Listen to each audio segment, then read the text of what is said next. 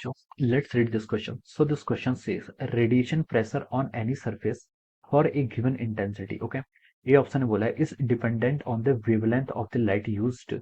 B option ने बोला है कि is dependent on the nature of the surface. C option ने बोला है कि is dependent on the frequency and nature of surface.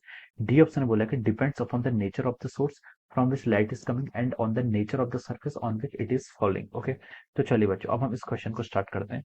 तो देखिए बच्चों, इस क्वेश्चन का की कॉन्सेप्ट आप क्या लिख सकते हैं. The key concept of this question, इस क्वेश्चन में हम बताना है कि radiation pressure on any surface. क्या बताना है आपको? रेडिएशन प्रेशर बताना है.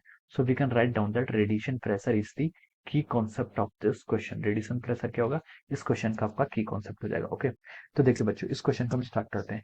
तो देखिए बच्चों, रेडिएशन प्रेशर होता क्या है?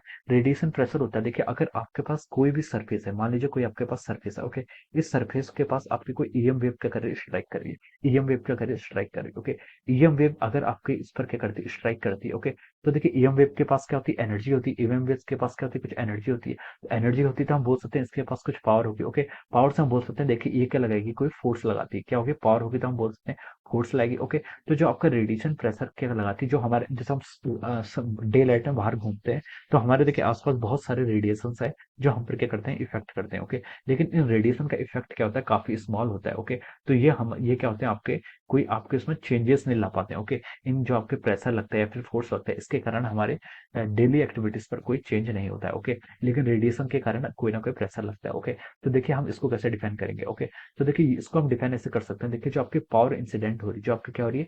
पावर इंसिडेंट हो रही है किसी मेटल सरफेस पर, उसे हम कैसे डिफाइन करते हैं? देखिए जो इंटेंसिटी, जो आपके रेडिएशन है, रेडिएशन की intensity times the area, dot product area के. ओके, यानी कि देखिए आपकी ये मैक्सिमम कब होगी? जब आपका जो नॉर्मल ऑफ द वेक्टर और जो आपकी इंटेंसिटी है वो दोनों क्या होंगे? एक दूसरे के क्या होंगे? पैरेलल होंगे, एंटी पैरेलल होंगे.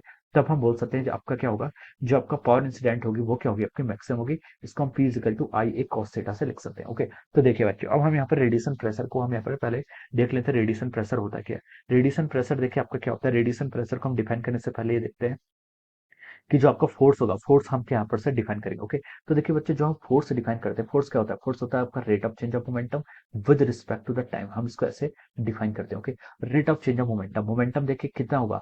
मोमेंटम देखिए अगर आपका रेडिएशन का मोमेंटम क्या होता है? आपका एच बाई लैम्डा के इक्वल होता है.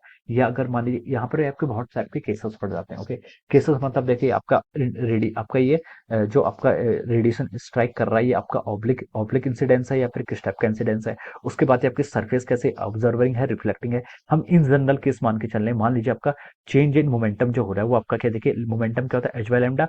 और मान लीजिए आपका परफेक्ट एब्जॉर्बिंग सरफेस है तो आपका change in momentum H by lambda के इक्वल हो जाएगा. ओके, तो देखिए आपका चेंज इन मोमेंटम मैंने कितना लिख लिया? यहाँ से आपका एच बाई लैम्डा लिख लिया. This is the change in momentum due to a single photon. इस पर तो आपके बहुत सारे रेडिएशन स्ट्राइक कर रहे हैं. ओके, तो सबके कारण मैंने एन एच बाई लैम्डा लिख लिया. ओके, अब इस divided by delta T. Delta T यानी कि हम देखिए अगर आपका जहाँ पर फोर्स अप्लाई हो रहा है, इसको हम फोर्स इन 1 सेकंड में अप्लाई कर रहे हैं तो उसको 1 के इक्वल लिख लीजिए. ओके, तो यहाँ से जो आपका फोर्स आ गया ये कितना आ गया? आपका एन एच बाई लैम्डा के इक्वल आ गया. एन के आपका N is the number of photons, के आपका नंबर ऑफ फोटोन्स. ओके, तो देखिए बच्चों, जो आपके नंबर ऑफ फोटोन्स स्ट्राइक करते हैं, ओके, या फिर इंसिडेंट होते हैं, ये किसके इक्वल होते हैं? ये आपका होता है P lambda by H C. Okay, ये टर्म हम हर जगह यूज करते हैं. Okay, N P equal to P lambda by H C. ये पी क्या होता है? P is the power of the source, lambda क्या उसकी wavelength, H by H C. ओके, इसको आप देखिए डिराइव कर सकते हैं. देखिए जो आपकी पावर होती है, पावर क्या होती है? Energy in 1 second. हम इसको लिख सकते हैं एनर्जी इंटू 1. ओके, अब एनर्जी कितनी होगी? देखिए एनर्जी होती है सिंगल फोटोन की एनर्जी, मान लीजिए क्या है?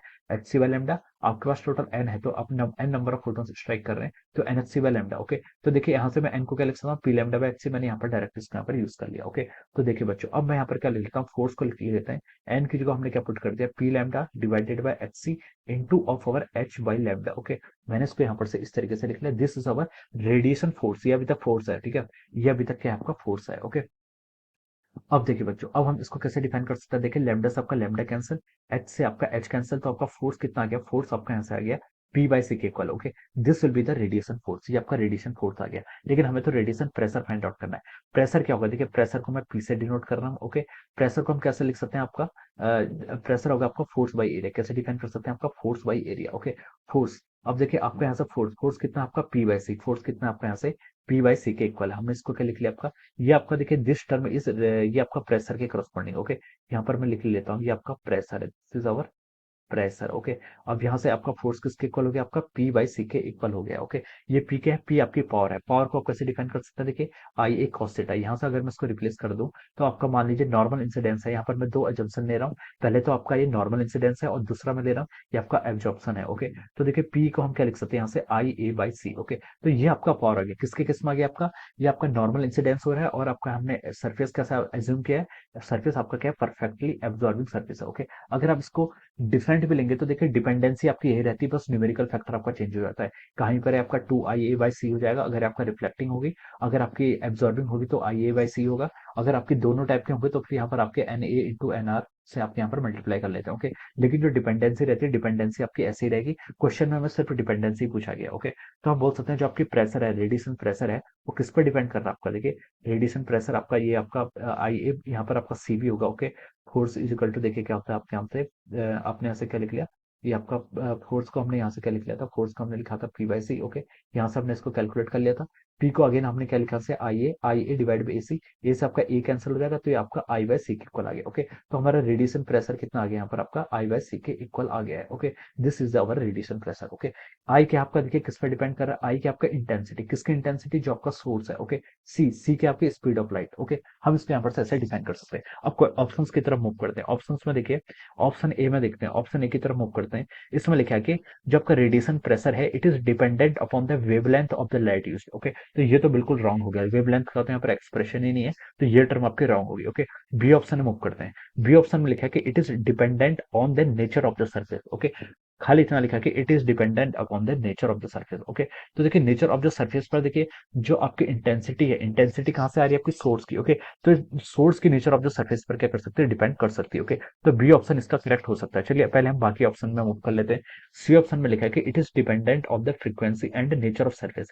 फ्रीक्वेंसी पर आपकी ये डिपेंड होती ही नहीं है। ओके, नेचर ऑफ सर्फेस तो जैसा भी छोड़ दीजिए, पहला ही आपका रॉन्ग हो गया, तो आपका सी ऑप्शन भी क्या हो जाएगा, रॉन्ग हो जाएगा। डी ऑप्शन में मूव करिए। डी ऑप्शन में लिखा है कि depends upon the nature of the source from which light is coming. ये स्टेटमेंट तो ट्रू लग रहा है। And on the nature of surface on which it is falling. Okay, तो ये स्टेटमेंट आपका रॉन्ग हो जाएगा। ओके, यहाँ पर जो आपका आई है ये किस पर डिपेंड करी, आई बाई सी।